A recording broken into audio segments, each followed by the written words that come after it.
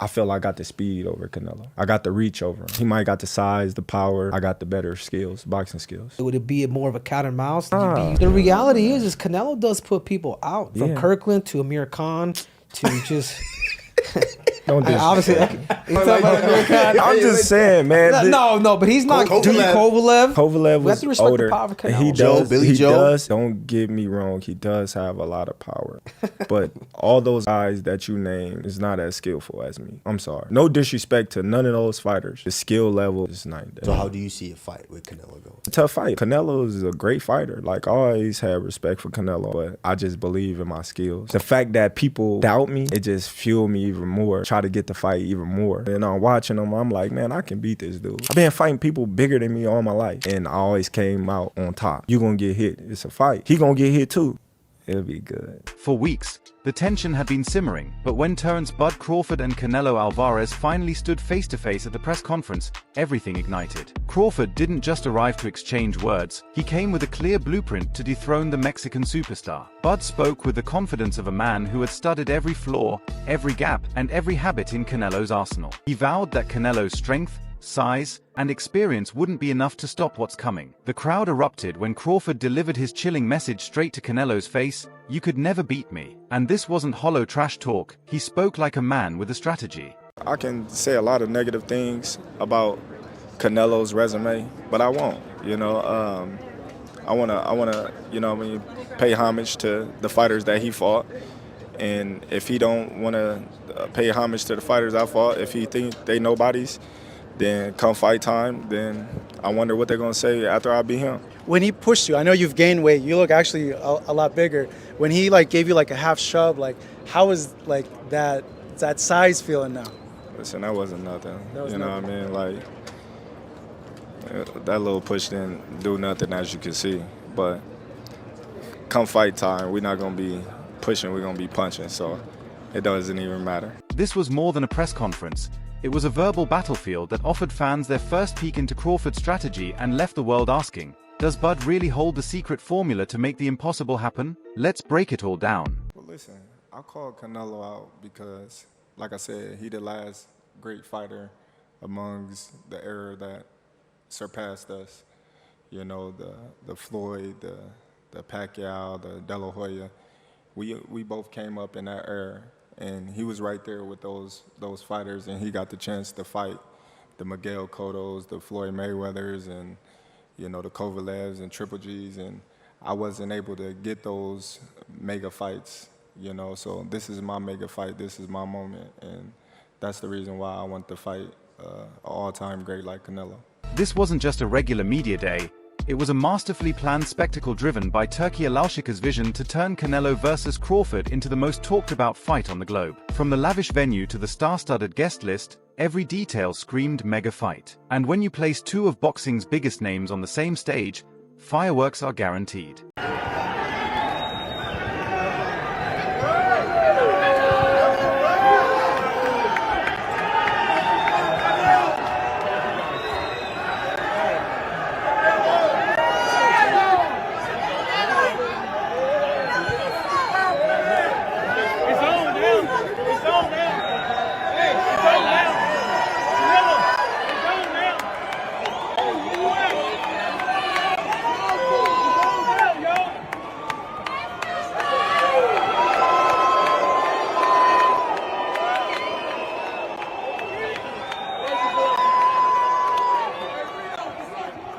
Canelo arrived with his trademark calm, dressed to impress, exuding the confidence of a man who's been the face of boxing for over a decade. On the other side, Crawford entered with a quiet, dangerous focus, the kind that says he's not here for show, he's here to send a message. Both fighters understand this isn't just about titles. It's about legacy, power, and proving who truly rules the sport. Stay in Canelo's ass a little early on, put Canelo behind, right? Even if it's 3 out of the first 4 rounds, because when Canelo has to fight, okay, when Canelo has to step it up, after 7 rounds, he starts to fade a little bit. We've seen that with Bivol. We've seen it in a lot of his fights with Triple G. When Canelo could control the fight and the ring generalship, he could fight 12 rounds pretty good.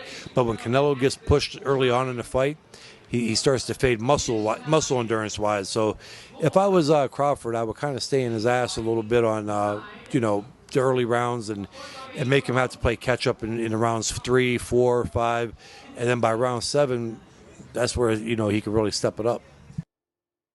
Get this. When it was time for the face-off, the tension exploded. Everyone expected sharp words, but nobody saw just how intense and personal it would become. I always try to respect my opponents, and I think he don't did them because he really wanted to do. I think Turki Al-Ashi told him, you need to do something, and he did. And now before I respect his word, because he say, oh, I'm not gonna let somebody to tell me what I need to do. And he did. So, but you know me. I respect everybody, but if you with me, so it's gonna be different. Terence, is that true? Did Turki Al-Sheikh ask you to spice things up? Turkey didn't ask me to do nothing. I didn't touch him. You know. Listen. Hey, we know, buddy. We know. First and foremost, somebody was in the room saying that I was scared of them. So I stepped to him and showed him who was the boss of this fight. I ain't scared of. Hey, I never say that. Your uncle say that, not me. I ain't scared of and you're gonna find that out. As you seen, the last press conference. We'll see. When I walked you down, when you supposed to be the bigger man. Yeah, hey, you say that because you're fighting with nobody, and you obviously look like you're a great fighter. But you find out September 13th, this is gonna be different for you. Canelo, in his trademark dismissive tone, brushed off Crawford's chances. He claimed Bud was too small and that moving up to fight him was nothing short of career suicide. Canelo reminded everyone of his experience facing giants like GGG, Sergey Kovalev, and even his venture into light heavyweight. But Crawford didn't blink. Instead, he fired back with a line that cut deep, "You could never beat me." The room shook. This wasn't empty trash talk, it was a declaration, a line drawn in the sand. And the look in Canelo's eyes said it all. He didn't like it one bit. You have to be relentless. You have to never let off the gas, never stop, never quit. Never allow anyone to talk you out of the dream, the vision, and ideas. And understand that for every level, there's another devil. It is the devil's job to create challenges, issues, and conflicts, insecurities, fear, because he wants to put you to a test. But I can tell you now, I piss the devil off every day because I just don't stop. And the devil is so mad. This fucking guy, doesn't matter if he gets sick, it doesn't matter what happens to his money or his finances. Every time he gets out of his bed and he's on a mission to get it done. And as you begin to look at your life, one of the biggest talking points in this fight is size. Canelo has spent his career dominating the higher weight classes, ruling 168 and even testing beyond, while Crawford built his legacy at 140 and 147. On paper, the size gap looks unfair. Even Canelo laughed it off at the press conference, saying Bud doesn't belong at this weight. But here's the catch. Crawford has been doubted his entire career. They said he was too small for welterweight, yet he destroyed Errol Spence Jr. They claimed his power wouldn't carry up, but time and time again, he's proved them wrong. With his adaptability, elite ring IQ, and switch hitting style, Crawford remains a threat no matter the weight.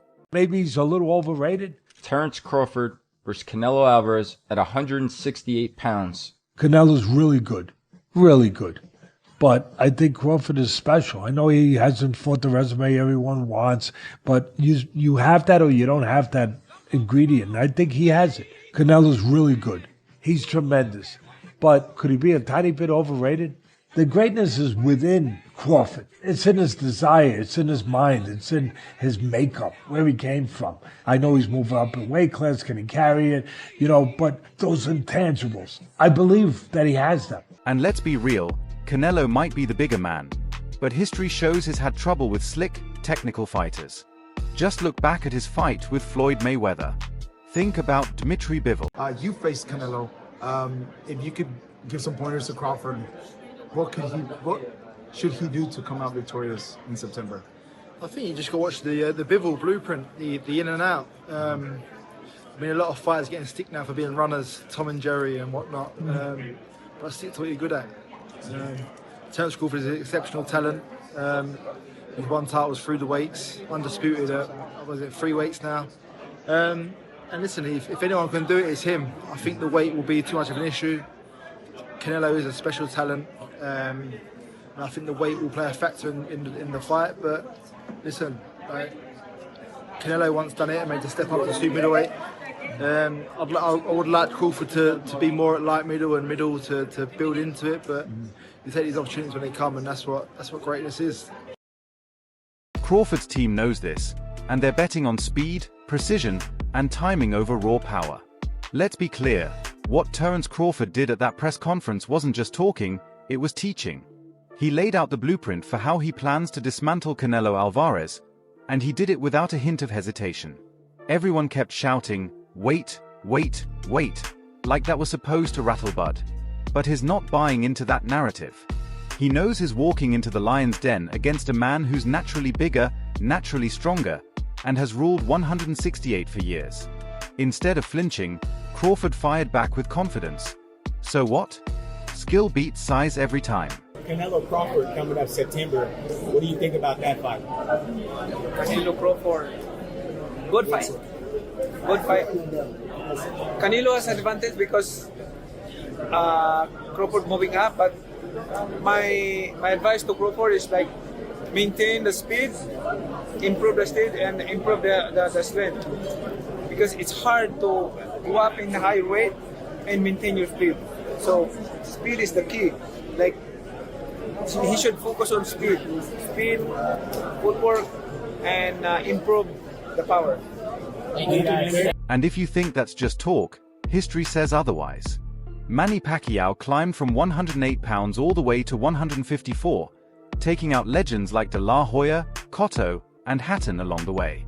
Floyd Mayweather did the same, carrying his slickness across divisions and making naturally bigger fighters look basic. Even Roy Jones Jr. made the impossible happen when he jumped from middleweight to heavyweight and beat John Ruiz for the title. That's next level. But here's the flip side. Moving up isn't always glory. Adrian Broner shot up too fast and the weight crushed him.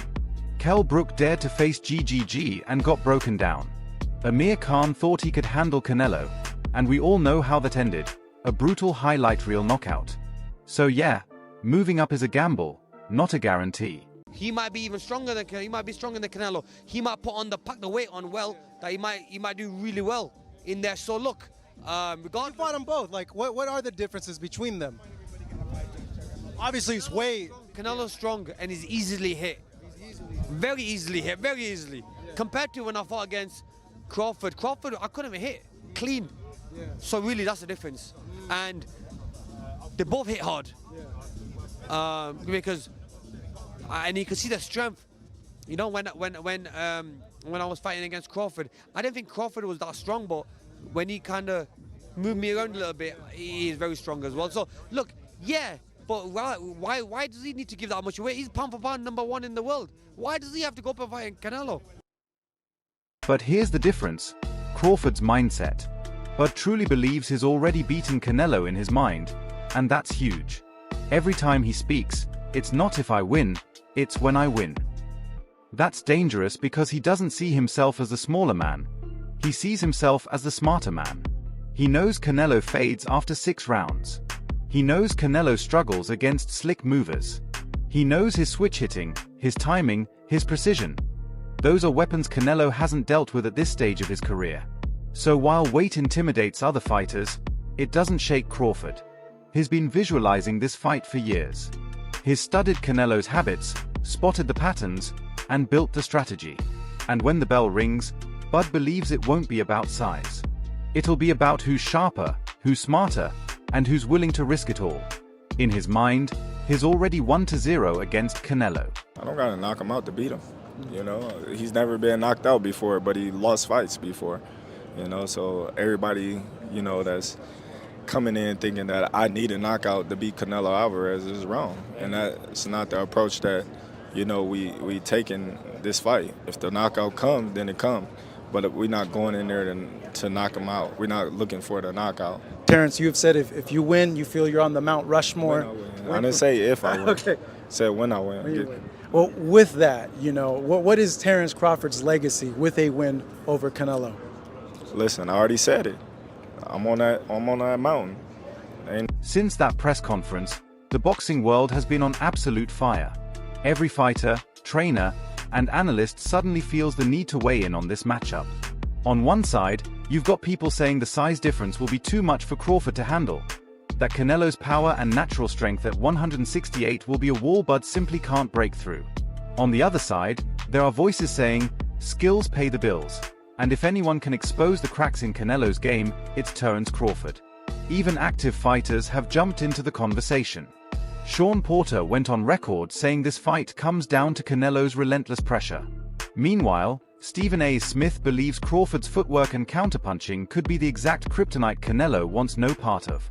You got a love for boxing. Yes, Who gonna win the fight, man? That's coming up, the biggest Crawford. fight in boxing. Crawford. Huh? Crawford. I'm not hesitating. Crawford. I'm not even hesitating. Crawford. You gonna stand on that all the way to September 13th? I love Canelo.